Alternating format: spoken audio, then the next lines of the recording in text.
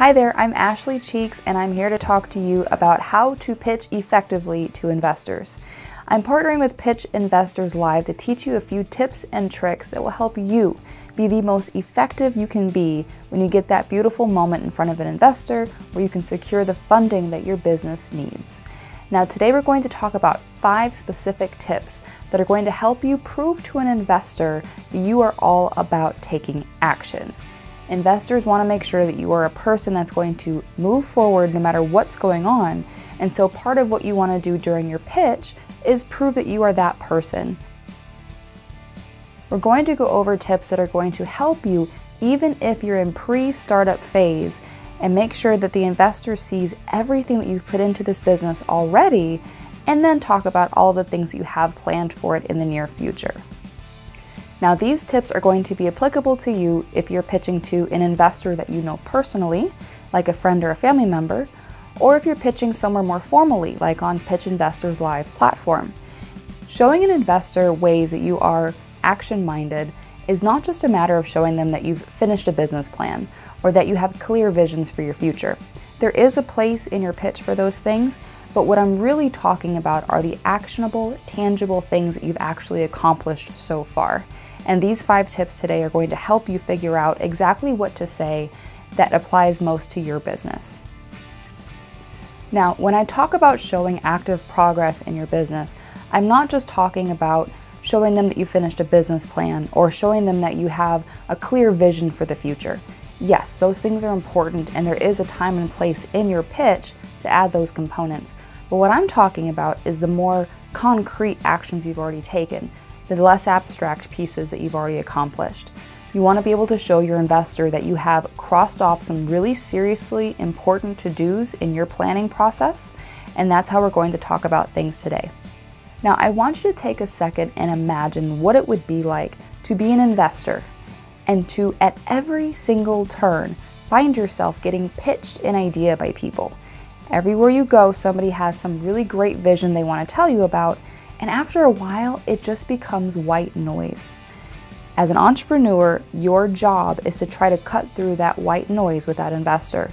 And the way that you do that is by showing proof that your business is more than just a vision or just an idea. And that's what we're going to get into now. So let's start with the 5 tips, starting with number 1. The very easiest way that you can show an investor exactly how far you've come in your business is by doing a traditional timeline format. You can simply show them by date and milestone exactly what you've accomplished in your business to date, and then the next few steps for what you plan to do in the future. Now, this is a form of storytelling, but you need to be very, very careful about it.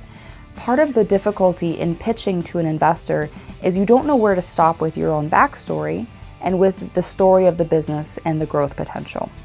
When you're talking about things you've accomplished in your business, you might find it really, really easy to slip into a narrative of everything that you've experienced so far as an entrepreneur and all the hurdles you've faced and the challenges you've gone through, and that's okay, but you want to stay very, very abbreviated when you're talking about the past with your investor. So one of the ways you can do this is by framing it up yourself. You say, hey, you know what, investor, I really want to tell you about the 5 huge milestones our business has already accomplished, and then I'm going to tell you about the 3 next milestones that we see on the horizon for the business. And then stick to those milestones. Don't deviate, don't go too far down a rabbit hole. You have to stay really, really focused on your goal and your point. Now, once you've mapped out the things that you've already accomplished in your business, those 3 to 5 things, you can actually show your investor very quickly and easily just how much momentum this business has at this point. It's going to come off very organized, and it's going to sound like you know exactly what you're doing and exactly what comes next for your business, which will give your investor peace of mind. Now, I want to share this really quick story about a client that I worked with. He had an amazing business idea, but he had a ton of self-doubt. And the way I knew this is because he kept saying over and over again, well, we really haven't done much to date. Well, we really haven't accomplished anything so far. And he just kept repeating it during the pitch. And I told him, don't say that, because that comes off as, you know, you really have nothing but an idea. And you don't want that to be the message to your investor. And he just kept getting into this rhythm where he couldn't help himself but to say, I know we're not that far along. We really aren't much of a business yet. Here's the thing. The investor's going to believe whatever you tell him or her during your pitch. They have no reason to not believe you. So if you say, our business hasn't accomplished anything yet, they're going to believe you. So why would you tell them something like that? Make sure that your self-talk is positive and that you're not putting yourself in a position to reflect negative thoughts out when you're pitching to your investor. Stay positive. You're making a lot more progress than you probably think you are, and that's why this timeline exercise can be a really valuable thing for you to go through before you get in front of an investor. The second tip that I have for you on how to show investors that you are all about action is by actually talking about any fundraising that you've already accomplished to date. So typically people come to an investor, especially on a platform like Pitch Investors Live, after they've already done some lower level fundraising. If you have taken any steps towards a friends and family round of fundraising or a larger round of crowdfunding, you want to make sure you mention that. The reason why it's important to the investor is it shows that you have enough skin in the game to go advocate your business and to get other folks to get excited about it too. You don't want to have the investor think that he or she is, the first crazy person to take a leap on your idea. You want to show them that, hey, there's a lot of people that are excited about this, there's a lot of potential in the business that everybody else recognizes, and that way you can show them that funding is happening even if this investor doesn't give you the funds you need. It creates a bandwagon effect, and the investor may be more likely to jump on if they can see clearly that you're taking enough action to create forward momentum. I had a client recently who I was talking to about her business plan, and she was preparing to pitch to an investor, and I found out on accident that she had already done several rounds of crowdfunding in the past. I don't know why she thought it wasn't important, but she withheld that information thinking that it was a bad thing, that she had already gone and asked for money for her business. And when I talked to her, I said, there's a lot of reasons why an investor shouldn't invest in your business. So if you've gotten several investors to say yes to your business, then that's something to be proud of. She felt self-conscious because the investment she had to date was a whole bunch of small money investors. And that's okay, because in the end, it accumulated to a very large amount of money for her business. But the point is, you don't want to be shy about the fact that you're proactively seeking funding and that you're being creative about the ways that you're getting it. So if you've done a friends and family round or you've done some type of crowdfunding already, mention that to your investors so that they understand exactly how much progress you've made in finding funding for your business and in taking action and getting the funds that your business needs to succeed. The third way that you can show investors some of the actions that you've already taken in your business is by explaining to them anything that is research-based or data-driven or analytical that you might have conducted as you've prepared your business for launch. Some of this might include hosting a focus group of your target audience, or maybe doing some beta testing in a way that drives survey results from clients. You want to look for things that actually put into quantifiable measures how your business is doing or interacting with customers or acquiring customers, something along the lines of research that would show you're actually making data-driven decisions. A lot of entrepreneurs fall into the mistake of going by their gut for every decision in the business, and this can create some knee-jerk reactions to things that you may look back on and regret later. So one of the ways to combat this and to show your investor that you're serious about taking strategic action is by going through and showing them any research you've already done or any analytics that you've already done that's kind of driving some piece of your business forward in a way that is really, really carefully thought out.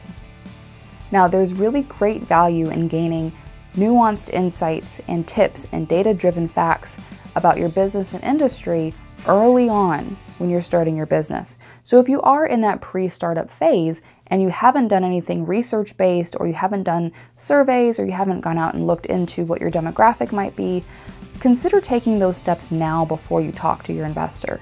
That's going to help strengthen your pitch, and it'll help strengthen your understanding of your market and strategize more clearly about the next steps for your own business. The fourth way to show an investor that you have taken strategic action already in your business is by explaining to them any patent filings, any trademarks, anything at all that implies you're protecting your intellectual property. That is important to show your investor. Any steps that you take to make a true legal protection of your concept or something about your brand It just shows that you're serious about making sure that this business is done right. I've talked in the past about certain clients that are afraid to pitch about their business because they don't want their idea to be stolen. They're genuinely afraid that their idea is going to be run with by somebody else, and that's part of why they don't pitch fully. And I've recommended that they get that idea protected if that's a genuine concern. If you're in a position where you feel like you have a patentable idea or you think there's value in trademarking, then go do that now. File it now and get it started, and let the investor know that this is a step that you're actively taking. Depending on your industry and your niche, this can be a really important step for you naturally. Filing a patent or a trademark is not normally the course that most businesses have to go through, so if that doesn't apply to you, that's fine.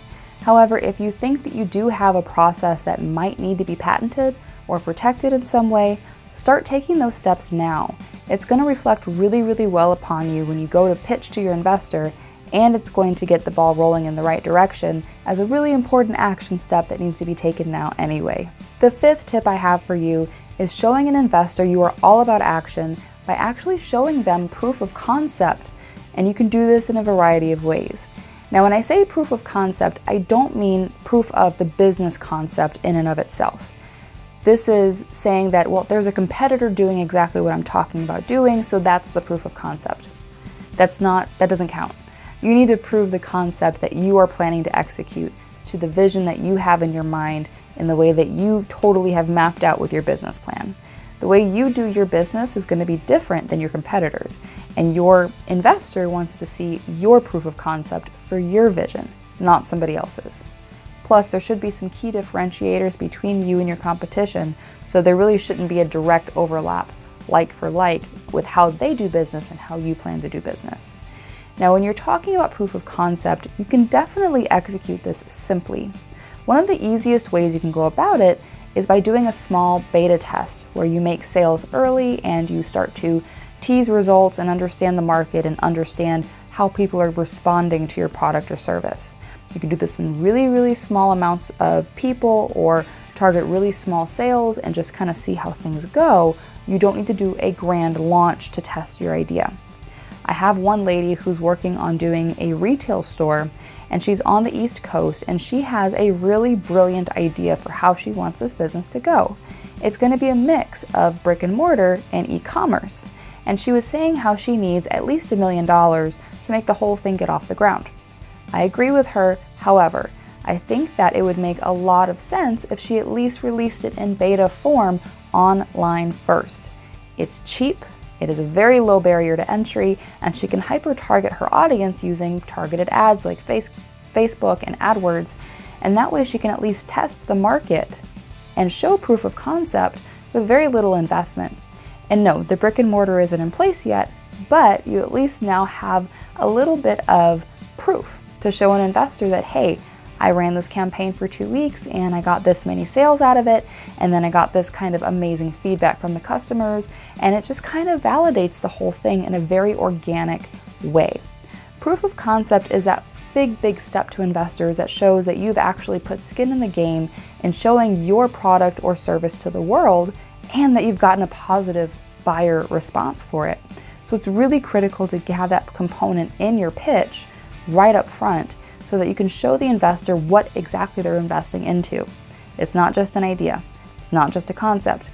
It's an actual business you've tested out, and it's got potential to be monumentally bigger than it is today. That's the message you're trying to send to your investor. Now, when it comes to practicing your pitch and getting the perfect pitch right, the key is always to practice. You want to make sure you're not just practicing to yourself in front of a mirror. You want to actually pitch in front of people and practice your skills and practice the way that you're comfortable talking about your business. Part of the reason why I record every single pitch consult session that I do is because it helps the entrepreneur to see themselves and understand how they're coming across in the live video. If you don't have a trusted friend to do that with you, consider hiring a professional and make sure that you give yourself the best opportunity possible to succeed when you get that opportunity to pitch to an investor. I hope you found these 5 tips helpful. If you are an entrepreneur that is trying to get funding for your business and you're interested in pitching to an investor, don't forget to check out pitchinvestorslive.com and get yourself an opportunity to get in front of investors so that you can get your business funded. Thanks and take care. Until next time, stay positive, entrepreneurs.